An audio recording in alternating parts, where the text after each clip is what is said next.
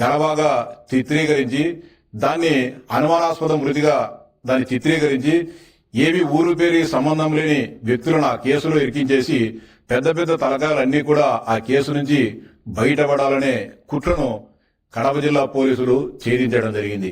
ముఖ్యంగా ఈ పెద్ద దస్తగిరి కమలాపురం మాజీ శాసనసభ్యులు జగన్మోహన్ రెడ్డి గారి మేనమామైన రవీంద్రనాథ్ రెడ్డి గారికి ముఖ్య అనుచరుడు. అదేవిధంగా రవీంద్రనాథ్ రెడ్డికి బినామీగా వ్యవహరించే రవీంద్రనాథ్ రెడ్డికి అనంత సహచరుడిగా ఉండే కడప డిప్యూటీ మాజీ మేయర్ నిత్యానంద రెడ్డి గారు పెద్ద దస్తగిరి ఇద్దరు కలిసి అనేక రకాలైన భూదందాలను చేయడం జరిగింది. అంటే కమలాపురం మాజీ ఎమ్మెల్యే గారు నిత్యానంద రెడ్డి గారికి బినామీగా వీళ్ళు చేసే చట్ట విరుద్ధమైన వ్యవహారాలను అదేవిధంగా ఏదైతే భూ కబ్జాలను వాటన్నిటిని కూడా తమ పేరులో లేకోకుండా పెద్ద దస్తగిరి పేరు మీద 100 కోట్ల రూపాయల భూములన్నింటిని కూడా రాసుకోవడం జరిగింది.